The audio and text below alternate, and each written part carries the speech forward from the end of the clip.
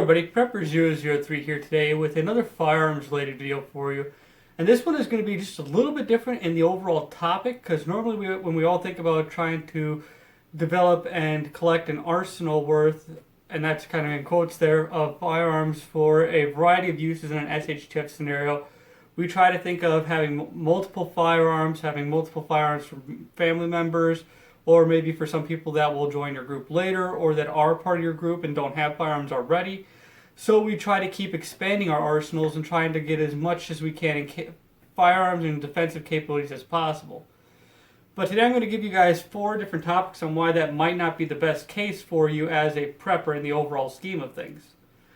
First off is going to be pretty much the ammo distribution. Now right now, as I've mentioned in other videos, right now I try to keep for each individual rifle pretty much a minimum cap of 1,000 rounds per rifle and pistol. So what that does is that's about 500 rounds worth of training ammunition, about 500 rounds worth of stored ammunition. Now, of course, I have more than that, but that's pretty much the bare minimum. So if you have 30, 40 different firearms, that's quite a bit of amount of ammunition. And also on top of that, you have to think about mags, different kits that you have to have for each firearm, because a lot of us don't have a huge wall pretty much worth of kits or plate carriers and things like that. Each different firearm has different mag fitments and everything for the pouches. For example, the same firearm pouch that I would use for my HK is not going to be the same pouch that I'm going to be capable of using in my PS90 here. So that's just an example there of that being a huge difference in what I would need for a carrier system and for pouches. Now sure, I can just try to carry 1 or 2 mags in my back pocket, but depending on the mag, it might not fit there properly. Depending on your need of access, you might not be able to get to it if it's in a back pocket or some type of other type of loose universal thing, like maybe just keeping them all in a dump pouch or something like that. So you need to have a pretty specified kit for certain firearms. And that goes in with the ammo distribution, with the different mags you have, and all that is very costly as well.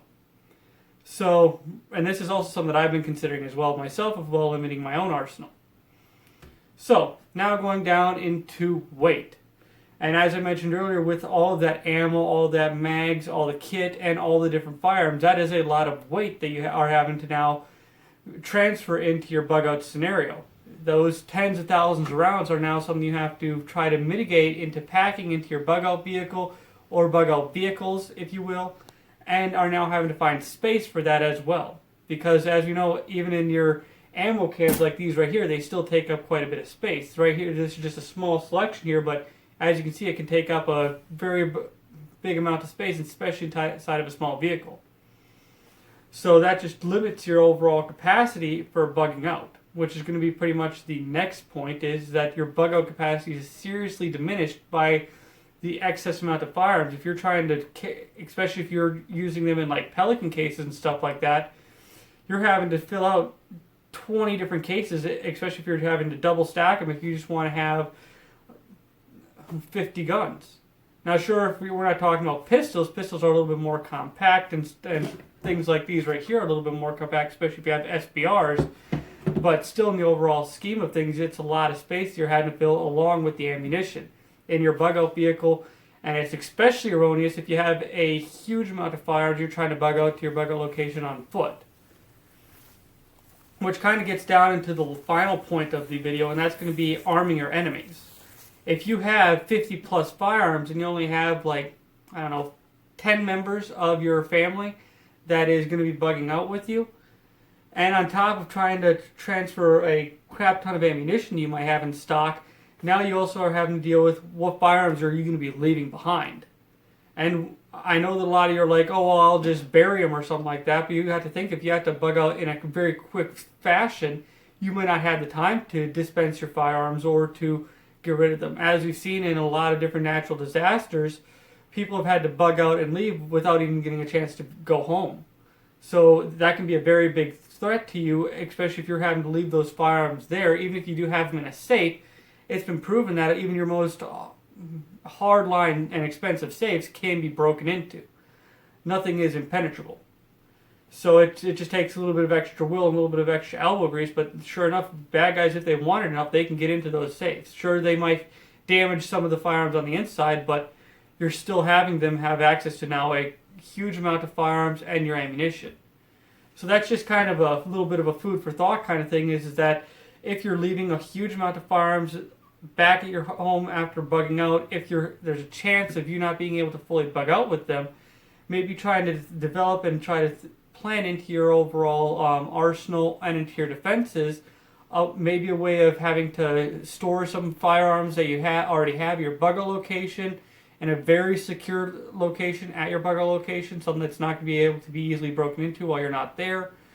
And on top of that, maybe having some firearms that you have already, maybe get rid of them and maybe go towards something that you might need, like maybe you need solar panels, maybe you need more food, maybe you need more water, more medical supplies, medical training, actual firearms training, just for an example.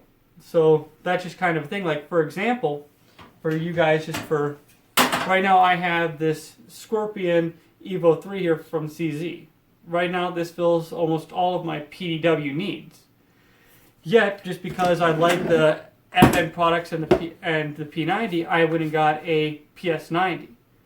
Now, do I necessarily need this firearm for a SHTF scenario? No. Is the round a very viable round for an SHTF scenario? No. So right now, I've been really contemplating on maybe selling this and getting a some type of extra preps, maybe going and getting an actual solar panel for my house, maybe expanding upon getting some extra money for taking some self-defense classes as far as firearms courses, which I'm trying to take as many as I can with the time that I have available for off.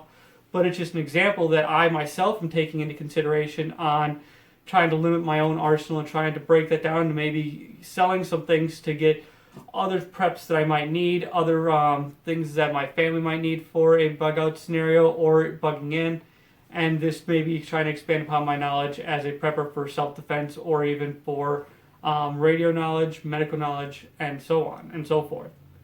So it's just kind of a thing that I want you guys to think about. It's something that I've been contemplating. I really want to hear how you guys feel about limiting your arsenal for an SHTF scenario and how you guys go about it. Do you guys just think that it's not, that you don't really need to matter? I know that a lot of us are firearms enthusiasts and just enjoy having firearms like I do with this PS9 here. I really enjoy I enjoy shooting it.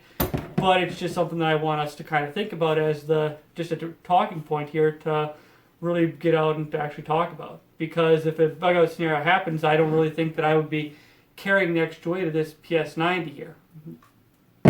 So, and that's just something that I might have to think about too. So, thank you for watching. I really want to hear your guys' thoughts on this topic about limiting an arsenal or just kind of standardizing it more and limiting it to just the people that are in your family and maybe having a couple extra firearms, not something that's going to be to where you have 30 different firearms all using different magazines, all using different parts, all using